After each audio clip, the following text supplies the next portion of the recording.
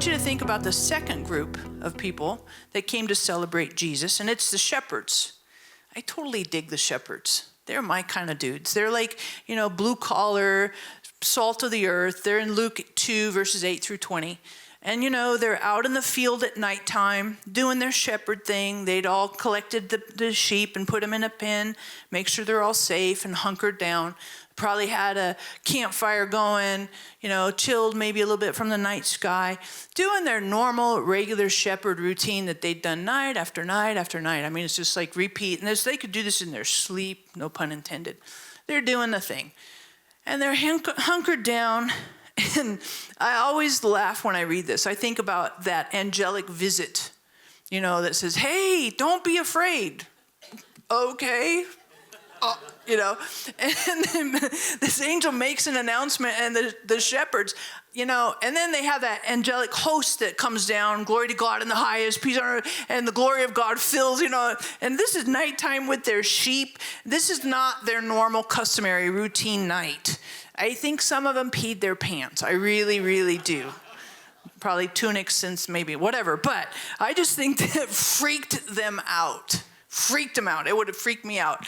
And it would kind of move me off high center if I was kind of settled in, and that would get my adrenaline amped really quick. Anybody relate to that? If you were out there in the fields and right, that would go find a baby lying in a manger. And I like that part because I remember, and I've talked about this, and I think it's good to keep it in our thoughts.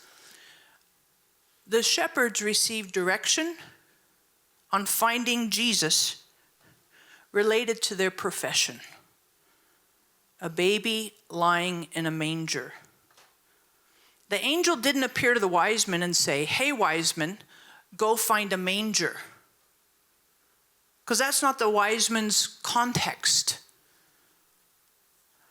The angel or the star in the sky for the wise men is what they had studied. They had studied astronomy.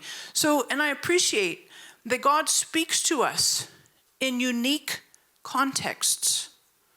Sometimes the way God speaks to Alice isn't going to be the same way that God speaks to Dave. And appreciate that there's nothing, the way God speaks to you is not less than the way God speaks to somebody else.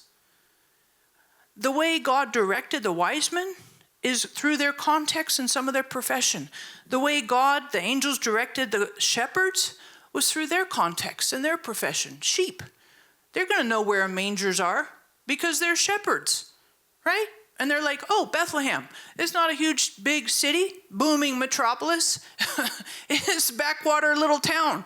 So for them to find, I think they could talk among themselves, hey, we know there's mangers here, feeding troughs. That's what a manger is, a feeding trough. So they're going to know. They have sheep, it makes sense.